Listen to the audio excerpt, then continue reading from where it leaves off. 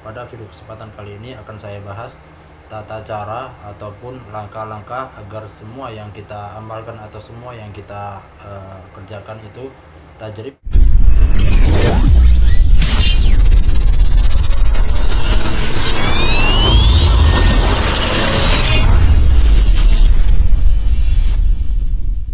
Assalamualaikum warahmatullahi wabarakatuh.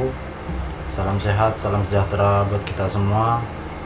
Jumpa lagi dengan saya Muhammad Siddiq.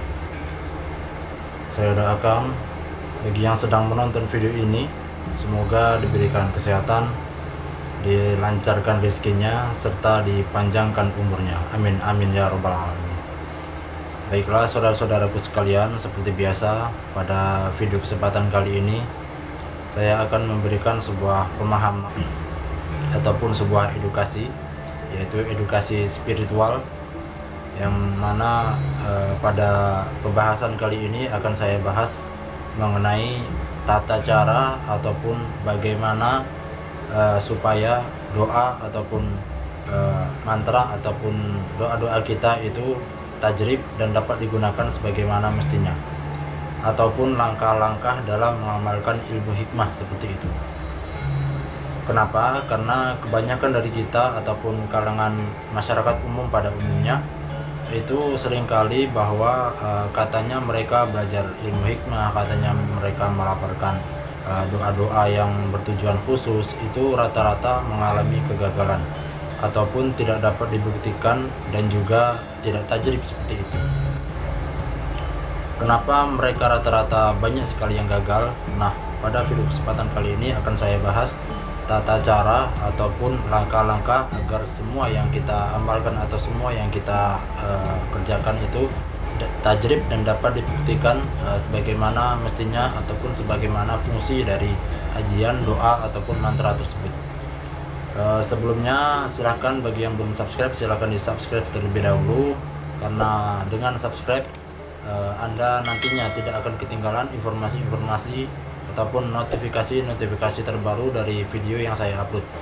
Tentunya insya Allah sangat berguna untuk saudara-saudaraku sekalian, bagi yang sedang mempelajari ataupun yang sudah berkecimpung di dunia gaib seperti itu. Baik, langsung saja saudara-saudaraku sekalian. Tata cara mengamalkan ilmu hikmah ataupun sebuah doa ataupun sebuah mantra atau ajian ataupun yang lain-lainnya, itu langkah yang pertama adalah yaitu bersihkan hati Anda. Kenapa harus bersih hati kita? Seringkali kita dalam mengamalkan sebuah tirakat ataupun mengamalkan doa-doa tertentu ataupun ilmu-ilmu tertentu, itu kita pasti disuruh berpuasa, kemudian berzikir ataupun yang lain-lainnya. Itu karena agar batin atau agar jiwa kita itu bersih. Itulah gunanya berpuasa. Kemudian yang kedua adalah dalam mengamalkan ilmu hikmah, kita harus meminta izin terlebih dahulu. Misalnya Anda ingin mengamalkan ilmu ini, namun Anda belum diijazahi oleh guru kita ataupun oleh guru spiritual kita. Alangkah lebih baiknya kita memohon izin terlebih dahulu seperti itu. Kemudian dalam mengamalkan ilmu hikmah, niatkan dalam hati hanya untuk beribadah kepada Allah. Jadi jika niat kita misalnya ingin sakti, ingin apapun itu lebih baik dihilangkan dulu, tata dulu niat kita, yaitu semata-mata mengharapkan ridho kepada Allah Subhanahu wa Ta'ala. Karena apa? Setelah Allah ridho, maka apapun yang kita kerjakan atau apapun yang kita minta itu insya Allah akan dikabulkan dan juga akan tajrib seperti itu. Kemudian dalam kita mengamalkan ilmu hikmah, kita harus konsisten dan juga harus kontinu seperti itu. Misalnya Anda mengamalkan sebuah doa tertentu, apabila di dalam tata cara pengamalan ilmu tersebut Anda diharuskan untuk mewirid selama 7 malam atau harus mewirid selama berapa puluh malam, itu harus Anda kerjakan sesuai bilangan malam-malam tertentu seperti itu. Misalnya Anda disuruh mengamalkan 20 malam, namun Anda hanya mengamalkan 20, oke lah Anda mengamalkan 20 malam, tapi Anda tidak mengamalkannya selama 20 malam berturut-turut.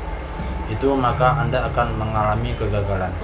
Kemudian apabila kita mengamalkan ilmu hikmah ataupun kita belajar ilmu hikmah, seringkali pasti tidak lepas dari yang namanya wirid ataupun bacaan-bacaan tertentu yang harus dibaca selama bilangan tertentu atau harus dibaca selama berapa puluh kali seperti itu.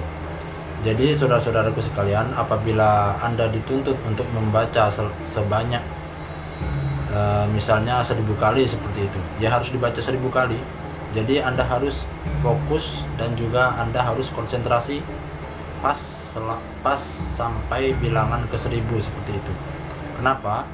Apabila Anda membacanya kurang dari 1 saja itu ataupun lebih dari 1, maka bilangannya sudah berubah menjadi 999 ataupun menjadi 1001 seperti itu. Maka itu dipastikan akan gagal ataupun tidak tajrib seperti itu. Kenapa? Saya ibaratkan seperti ini. Apabila saudara-saudaraku sekalian mempunyai sebuah kunci, misalnya sebuah kunci motor ataupun sebuah kunci rumah, itu akan ada sedikit derat-derat seperti itu ya, yang bergaris-garis seperti itu. Biasanya yang bergaris-garis itu misalnya garisnya 3 ataupun misalnya garisnya 6. Maka setelah kita cocokkan dengan gembok yang ada di rumah kita, maka itu akan pas dan berhasil membuka gemboknya seperti itu. Namun coba Anda bayangkan apabila kunci tersebut kita tambahi 1 garis, maka dapat dipastikan tidak akan dapat membuka gembok tersebut. Kita ibaratkan seperti itu ya. Begitupun dengan ilmu hikmah. Apabila bilangannya lebih 1 ataupun kurang dari 1, maka dapat dipastikan tidak akan berhasil seperti itu. Kemudian dalam tata cara penggunaannya saya jelaskan lagi. Di dalam kita menggunakan ilmu hikmah ataupun doa-doa aliran hikmah, yang harus kita lakukan yang pertama kali adalah meminta ridho kepada Allah Subhanahu wa Ta'ala. Kenapa kita harus meminta ridho kepadanya? Saya ibaratkan seperti ini saudara-saudaraku sekalian. Ibaratnya sebuah kerajaan misalnya, itu terdapat sebuah raja, ada panglima, ada punggawa, dan juga ada anak buah ataupun prajurit-prajurit. Nah, jika kita meminta tolong kepada kerajaan tersebut, misalnya kita meminta tolong kepada raja tersebut untuk misalnya kita sedang kesusahan, bisakah untuk membantu kita dalam misalnya peperangan ataupun yang lain-lainnya, maka hal yang pertama kali yang harus kita lakukan adalah yaitu meminta izin kepada raja tersebut. Apabila kita meminta izin kepada prajurit ataupun punggawa ataupun yang lain-lainnya, maka itu akan mentah. Kenapa? Karena yang mempunyai singgasana atau yang mempunyai kerajaan atau yang mempunyai kuasa itu hanyalah raja. Saya ibaratkan seperti itu ya. Jadi itulah sebabnya kita harus mengharap ridho ataupun meminta kepada Allah Subhanahu wa Ta'ala langsung, agar apa yang kita hajatkan atau apa yang kita inginkan dapat tajrib dan juga dapat terlaksana seperti itu. Jadi ibaratnya sebuah kerajaan pun seperti itu. Kita harus meminta langsung kepada rajanya, maka raja tersebut akan mengutus salah satu punggawa ataupun prajurit untuk membantu kita seperti itu. Namun apabila raja tersebut tidak memberikan izin, maka sudah dapat dipastikan kita tidak akan dapat bala bantuan dari raja tersebut. Dan juga ilmu hikmah pun seperti itu. Apabila Allah tidak meridhoi, maka ia tidak akan mengirimkan atau tidak akan mengirimkan utusan, yaitu berupa khodam bisa, berupa malaikat bisa, ataupun yang lain-lainnya untuk membantu kita. Jadi seperti itu ya saudara-saudaraku sekalian. Apabila kita menjalankan ilmu hikmah, maka kita harus mengharapkan ridho Allah Subhanahu wa Ta'ala dan juga meminta izin kepadanya. Kemudian setelah kita mengharap ridho Allah Subhanahu wa Ta'ala dan meminta pertolongannya, kemudian kita harus bertawasul. Misalnya kita bertawasul kepada baginda Nabi Muhammad SAW, sahabat 4, malaikat-malaikat 4 misalnya, ataupun kepada para nabi, kepada wali-waliullah, kepada guru-guru kita, kemudian kepada yang memberi ijazah ilmu tersebut kepada kita. Agar gunanya apa? Agar gunanya ajian atau doa ataupun mantra-mantra yang kita baca itu bersanad sampai ke atas. Misalnya kita diijazahkan oleh guru kita, kemudian kita bertawasul kepadanya. Tentu guru kita tersebut mempunyai guru, kemudian sampai atas, sampai yang menciptakan doa ataupun mantra tersebut. Istilahnya kita adalah meminta izin seperti itu ya. Itulah gunanya tawasul. Apabila kita sudah meminta izin kepada yang menciptakan ajian tersebut sampai ke atas, sampai yang menciptakannya, maka sudah dapat dipastikan bahwa ilmu kita ataupun doa-doa kita itu akan tajrib dan dapat dibuktikan, dan kita dapat memperoleh keberhasilan dalam belajar ilmu gaib seperti itu ya. Baiklah, hanya itu yang dapat saya sampaikan. Kurang lebihnya saya memohon maaf apabila ada yang salah kata. Apabila ada yang kurang jelas, silahkan komen di kolom komentar. Saya akhiri. Wassalamualaikum warahmatullahi wabarakatuh.